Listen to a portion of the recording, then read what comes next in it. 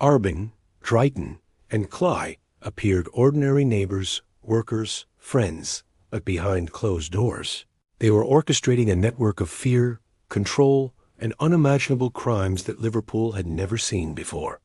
Liverpool appeared ordinary, almost comforting, in the way only a familiar city can.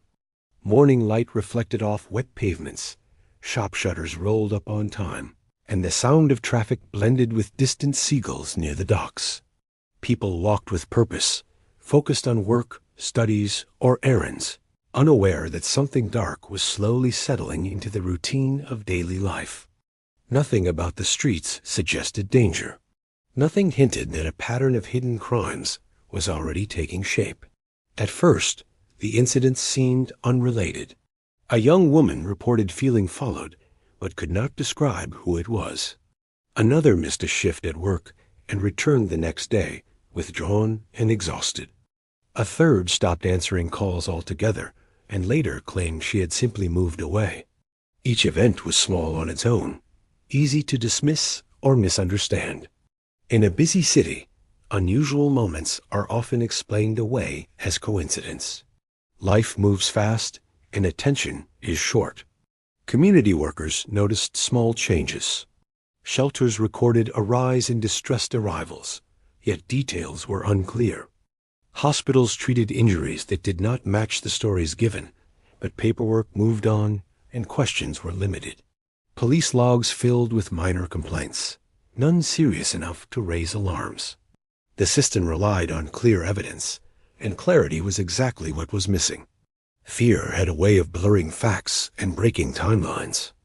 The most unsettling part was how normal everything remained. The same buses carried the same faces every morning. Neighbors greeted each other without suspicion. Buildings where crimes later occurred looked no different from any other block. Curtains closed at night, lights turned off, and silence settled in. Whatever was happening did not disturb the surface of the city. It stayed quiet, careful, and patient. Rumors began to spread, but they were soft and uncertain. People spoke of strange groups, unfamiliar accents, and flats with constant visitors. No one wanted to accuse without proof. Accusations carried risks, and doubt offered comfort. It was easier to believe nothing was wrong than to accept that something terrible was happening close by. Liverpool had seen crime before, and the city believed it understood its own dangers. This confidence became a weakness. The threat did not match old expectations. It did not announce itself with chaos or violence in public. Instead, it hid behind politeness, routine, and shared spaces. It relied on the city's trust in normality. As weeks turned into months, the silence grew heavier. The absence of clear answers allowed the problem to deepen. Victims carried their trauma alone, convinced no one would believe them or help them. Those responsible moved freely, protected by the assumption that evil always looks suspicious. In Liverpool, at that moment, the streets did not feel unsafe. That was exactly why no one saw what was coming. The network was difficult to see because it was designed to be invisible. There were no flashy signs or criminal symbols, no obvious meeting places or confrontations. A gang operated in the kind of locations that everyone took for granted, above small shops, in rented flats, in shared houses where neighbors rarely noticed comings and goings. These were ordinary spaces, part of the fabric of the city, which made the threat nearly impossible to detect. Every action was calculated to blend seamlessly with everyday life. People walking past had no idea what happened behind closed doors, and that careful camouflage was central to the gang's survival. Members of the group held ordinary jobs. They worked in construction, deliveries, and local retail, places where a steady income and regular hours helped them appear normal. Their routines were designed to create trust, to reassure anyone who might observe them that they were simply residents contributing to the city. They attended local events, joined sports clubs, and spent weekends in cafes and parks. Nothing in their public behavior suggested criminal intent. The very ordinariness of their lives became a shield, hiding crimes that were planned with precision. Communication within the network was organized and discreet. Phones, encrypted apps, and secret meetings ensured that coordination remained hidden. Instructions were passed quietly, often in public spaces where anyone could overhear and dismiss them as casual conversation. The gang's leaders maintained strict control over operations, assigning tasks to members in a way that minimized exposure. Each member understood their role and the importance of remaining unseen. Even small mistakes were punished to reinforce obedience and prevent leaks. The victims were carefully selected. The gang studied neighborhoods, observing people for days or even weeks before making contact.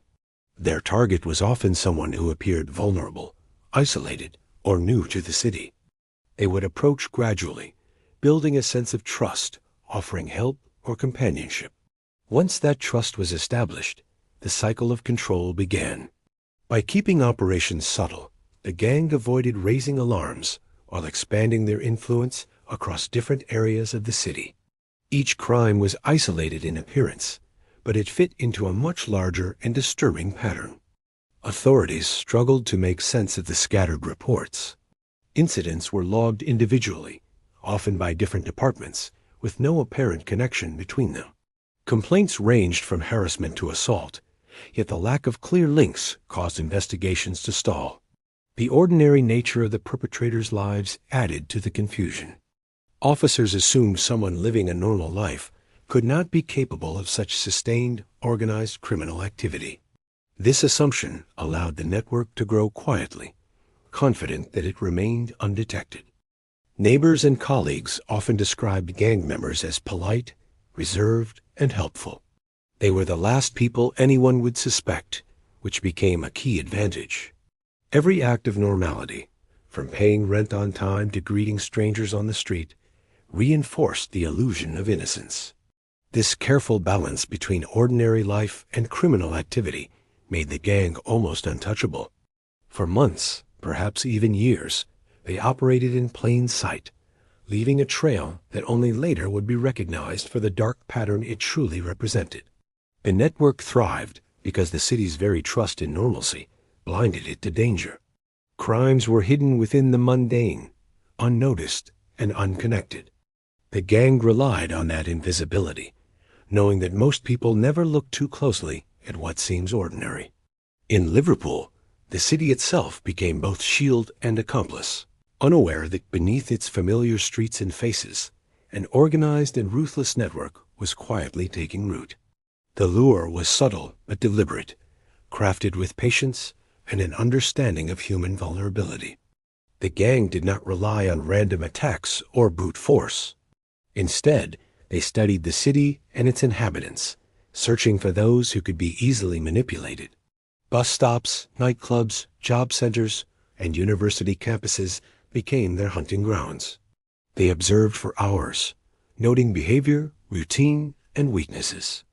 They looked for those who seemed alone, distracted, or unfamiliar with Liverpool's streets. It was not a chaotic process. It was methodical, calculated, and chilling in its precision. Once a potential victim was identified, contact was initiated carefully. The gang often posed as helpers, friends, or authority figures offering assistance. A promise of work, a lift home, or companionship could be enough to break the initial barriers. They spoke convincingly, creating a sense of trust that masked danger. At first, there was nothing to fear. Smiles were offered, gestures were friendly, and concern appeared genuine. The unsuspecting individual saw opportunity or kindness, unaware that every action was a calculated step toward control. Technology became another tool for manipulation. Social media messages, phone calls, and texts were used to maintain contact, to appear trustworthy, and to slowly establish dominance. Requests for small favors or casual meetings became a pattern, and the victim, believing in the appearance of normality, complied. Gradually, boundaries were crossed. The gang learned how to exploit emotions, fear, loneliness, and the desire for acceptance, to trap their targets. By the time the danger was clear, the victim was already entangled in a web that was difficult to escape. The gang's methods were psychological as much as physical. Control began with small, almost imperceptible steps, monitoring movements, checking phones, or insisting on accompanying someone. Once initial trust was established, larger demands followed. Isolation was subtle, achieved through persuasive reasoning rather than overt force. Friends, colleagues, or even family members were distanced, creating dependence on the gang for guidance and security. In this way, fear and confusion replaced freedom. Victims often did not realize the depth of their entrapment until it was too late. Physical force was used, but selectively. Violence was a tool, not the primary method. Intimidation, manipulation, and calculated threats became the backbone of the gang's control. They knew how to exploit social vulnerabilities, exploiting fears of rejection, shame, or legal consequences. Threats were rarely direct. Instead, they suggested danger, creating anxiety that paralyzed the victims into compliance. This careful psychological strategy ensured the gang could operate while leaving little evidence, making their actions almost invisible to outsiders. Each lure was tailored to the individual. No approach was identical, which made detection extremely difficult. Patterns emerged only in hindsight, when investigators began linking disparate incidents. At the time, each victim's experience appeared isolated and personal. The gang relied on this fragmentation, knowing that scattered incidents were less likely to trigger collective action or suspicion. This method allowed them to continue unchecked, confident that the city's normal rhythm would conceal their predation. By the time authorities began noticing irregularities, the gang had already established multiple lines of victims. Their reach expanded quietly, stretching across neighborhoods and communities. It was a predator's patience and cunning, combined with society's blind trust in ordinary appearances, that allowed them to succeed. In Liverpool, danger was not loud or obvious. It hid behind smiles, offers of help, and the promise of opportunity, waiting for the right moment to strike. Fear became the gang's most powerful weapon, far more effective than brute strength. While physical violence was used to punish or intimidate, it was psychological control that held the victims in place. Every action was designed to isolate, confuse, and dominate. Threats were whispered, warnings delivered through intermediaries, and constant surveillance ensured that victims understood the consequences of resistance. Families, friends, and even strangers became instruments of fear. The gang knew how to manipulate every connection to their advantage, making escape seem impossible even when freedom was technically within reach. Many victims believed that reporting the crimes would make their situation worse. Threats were not always explicit. Sometimes they were implied through stories of other women who had tried to leave, who had been tracked, harassed, or shamed. Immigration status, social vulnerability, and personal insecurities were exploited to paralyze individuals. The gang understood the subtle power of intimidation. Fear of judgment, of disbelief, or of retaliation kept victims silent. In a city bustling with life, a victim could feel utterly alone, trapped in a nightmare that no one else seemed to see. The control extended beyond immediate physical presence. Digital communication became a tool to monitor, manipulate, and isolate. Phones were often taken, messages intercepted, and online behavior observed. Even attempts to reach out for help were intercepted, giving victims the constant impression that they were being watched. The gang's influence created a world in which victims' every action was constrained, their autonomy systematically stripped away. In many cases, fear created a self-enforcing silence. The psychological impact made leaving or speaking out feel like an insurmountable risk. Those who tried to resist faced additional threats. Some attempted to flee or avoid contact, only to be pursued, coerced, or threatened indirectly. Fear worked as a feedback loop. Each failed attempt reinforced the perception that escape was impossible. Victims internalized this threat, living in a constant state of alertness and anxiety. Even when in public spaces surrounded by ordinary citizens, The looming presence of the gang made them feel vulnerable. Everyday life became a minefield, with invisible boundaries defined by the perpetrators. The gang's strategy relied on controlling perception. Victims were taught to doubt themselves, their memories, and the reactions of anyone who might help. The uncertainty created a psychological prison where the line between reality and manipulation blurred.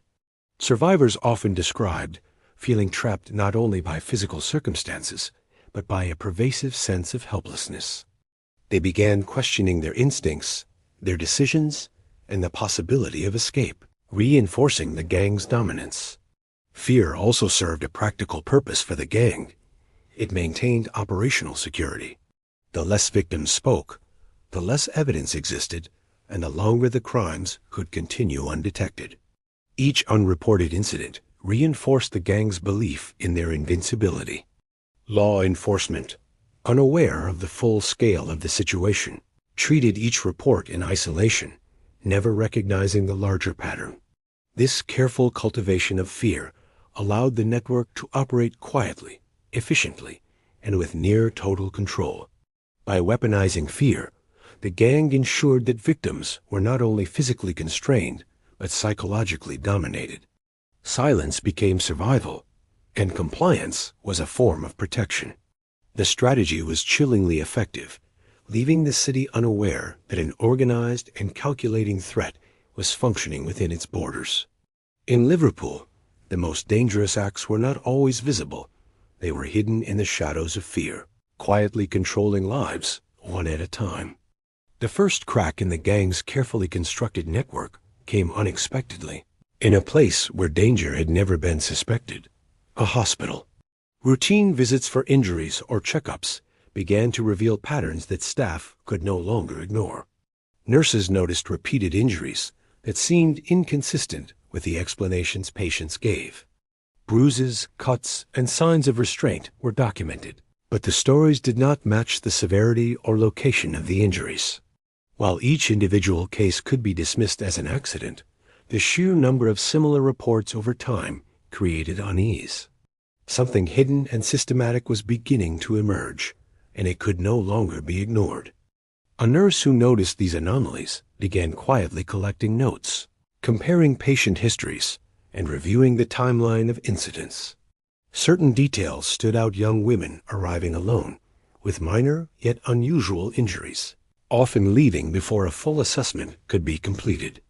Their behavior suggested fear or reluctance to speak, and many returned for follow-up appointments with injuries in new locations.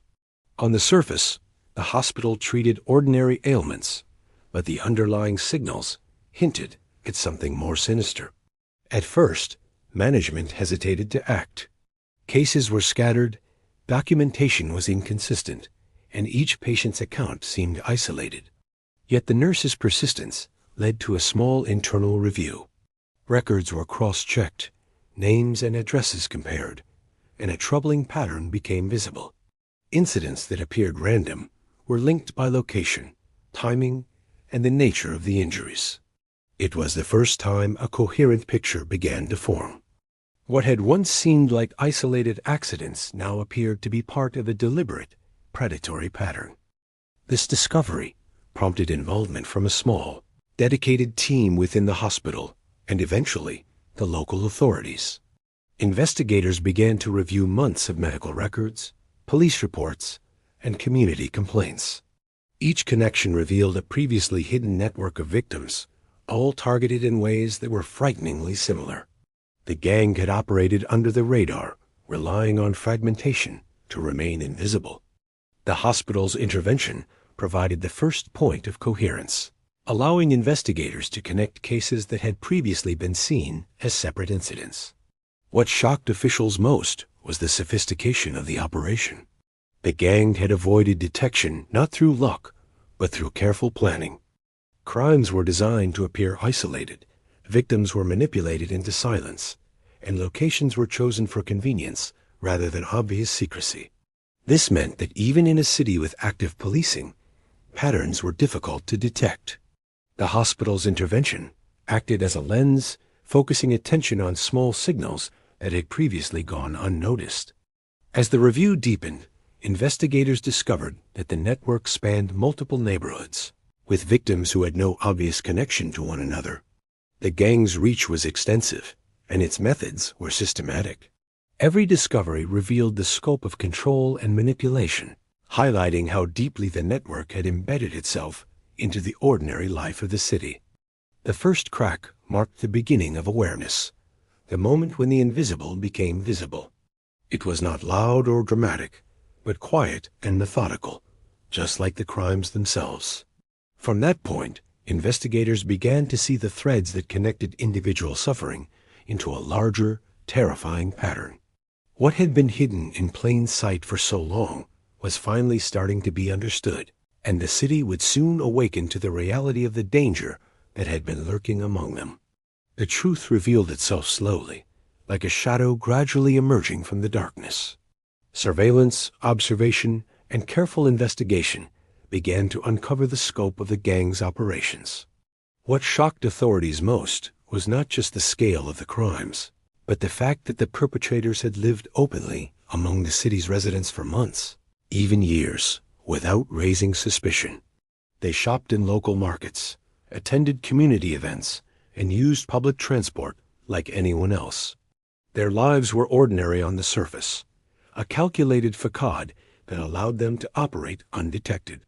It was the very normality of their existence that had concealed the danger for so long.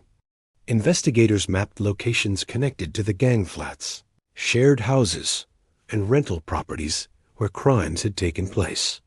Each address seemed unremarkable, tucked into quiet streets or above small shops. There were no signs of forced entry or public disturbances. From the outside, these were ordinary places, the kind of buildings that city residents passed every day without a second thought. But inside, evidence revealed a chilling level of organization. Rooms had been used systematically for control and abuse, with every detail planned to reduce the risk of discovery. Digital footprints added another layer to the investigation. Phones, messages, and online accounts revealed how the gang communicated and coordinated. Patterns emerged showing careful planning of movements, meetings, and contacts. Some members maintained multiple identities, blending in with the community while simultaneously managing victims' lives. The sophistication was staggering.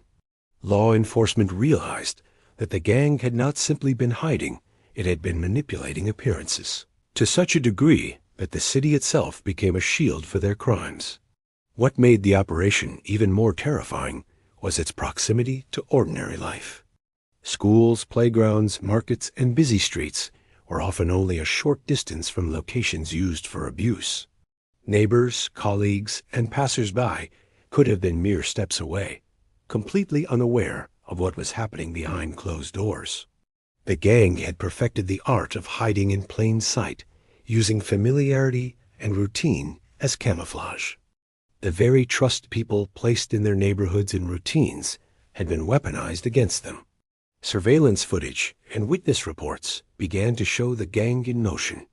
Individuals could be seen entering and leaving locations discreetly, carrying out errands, or meeting casually in cafes.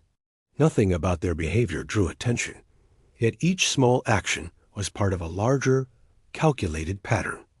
Investigators realized that catching them would require not just evidence of individual crimes, but an understanding of the intricate web that connected them all. As the network unfolded, the enormity of what had been overlooked became clear. This was not a small group of criminals acting sporadically. It was a structured organization with a hierarchy, roles, and strategy. The very ordinariness that had protected them became evidence of their cunning. Authorities understood that the gang's survival had depended on blending seamlessly with everyday life. Ordinary streets, ordinary people, and ordinary routines had masked extraordinary evil. For the first time, Liverpool could see the scale of what had been hidden so carefully. The city's familiar streets were no longer entirely safe in perception, though life continued as usual outside. The realization that such crimes had been committed steps away from daily life left investigators both relieved at the progress made and haunted by how long the network had thrived undetected. The truth, once emerging from the shadows, revealed a horrifying reality. Evil could exist not in isolated corners, but in the heart of the ordinary. The collapse of the gang's network came suddenly, yet it was the result of months of meticulous investigation. Police raids were planned with precision, timed to prevent the destruction of evidence or the escape of key members. Authorities struck multiple locations simultaneously, overwhelming the gang before they could react. Flats and shared houses that had been quiet for so long were suddenly swarming with officers. Evidence that had been carefully hidden, digital files, documents, financial records, was seized, revealing the full scale of operations. The carefully maintained illusion of normal life began to crumble in an instant. Members of the gang attempted to flee, but escape routes had been anticipated and blocked. Vehicles were stopped, public transport monitored, and airports and train stations alerted. Some tried to hide within familiar neighborhoods, relying on the very community that had once overlooked them, but their presence could no longer be ignored. The city that had shielded them with ordinary appearances now became a trap. In a matter of hours, the invisible network that had terrorized countless victims was exposed and dismantled piece by piece. The raids revealed horrifying levels of organization. Each property contained evidence not only of recent crimes, but of long-term planning. Rooms had been modified to prevent escape, documents meticulously organized to track victims, and communication systems set up to coordinate movements and maintain control. Authorities found lists of names, schedules, and contact details, demonstrating that the gang's activities were deliberate and premeditated. The meticulous nature of their operations underscored the calculated evil that had allowed them to operate in plain sight for so long. Public reaction was immediate and intense. Liverpool, a city that had prided itself on its community and trust, was shaken to its core. Headlines described the arrests in stark terms, revealing the hidden horror that had existed among them. Ordinary streets, familiar buildings, and friendly faces suddenly seemed deceptive. For many, the realization that such crimes had been occurring in their neighborhoods without detection was a profound shock. The city had been living alongside predators, unaware of the danger that had been hidden in plain sight. Survivors began to come forward in larger numbers, emboldened by the arrests and the dismantling of the network. Their accounts confirmed the pattern investigators had uncovered and revealed further details that had previously remained unknown. The victims, once silenced by fear, now had a chance to speak, to reclaim some measure of power, and to seek justice. Support systems were mobilized to help them recover, though the psychological scars ran deep. Each story told added another piece to the grim puzzle, highlighting both the scale of the crimes and the courage required to survive. The collapse of the network also forced Liverpool to confront uncomfortable truths about its own vulnerabilities. How could such an organized and dangerous group have operated for so long without detection? How many warning signs had been missed, ignored, or dismissed? These questions prompted a wave of introspection within law enforcement, social services, and the wider community. Procedures were reviewed, reporting systems improved, and awareness campaigns launched. The hope was that lessons learned from this collapse would prevent future exploitation and ensure that similar networks could not take root unnoticed. Though the arrests marked the end of the gang's control, the city remained haunted by the knowledge of what had occurred. Liverpool had returned to its outward calm, but beneath the surface, the impact of these events lingered. The collapse was not just a legal victory. It was a revelation of the hidden dangers that had thrived within ordinary life, a reminder that evil can exist in places people least expect, and that vigilance is the only safeguard against it. After the arrests, Liverpool faced a long and painful process of recovery. Trials were held, and evidence collected during the raids revealed the full scale of the crimes. The legal system moved slowly, but deliberately, ensuring that each perpetrator was held accountable. Long sentences were handed down, reflecting the severity and premeditation of the gang's actions.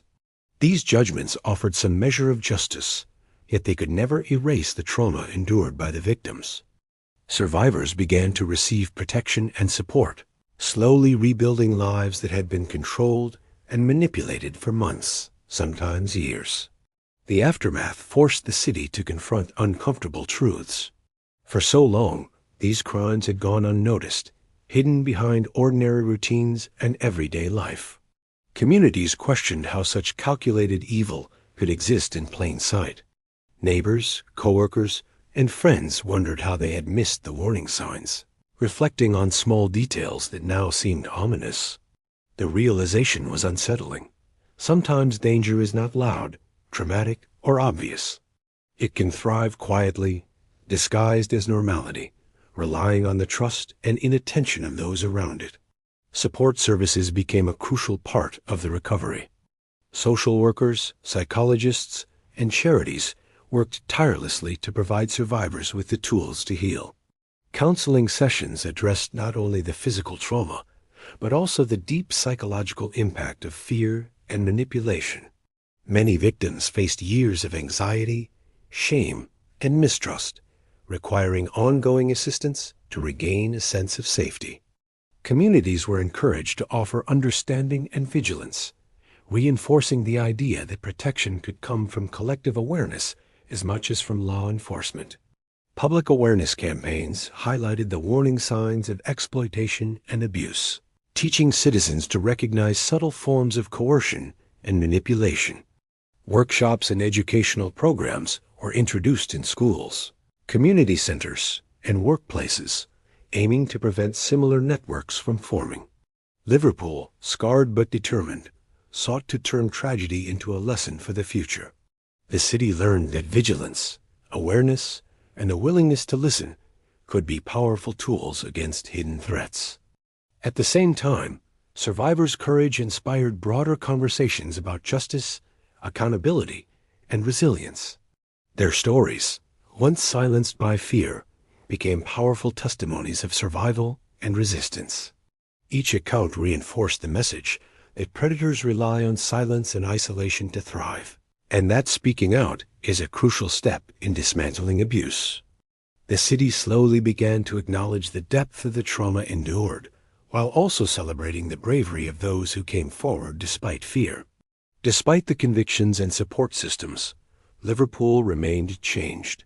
Streets and buildings appeared calm and familiar, yet the knowledge of what had happened lingered beneath the surface. People walked past once trusted neighborhoods with a renewed sense of caution.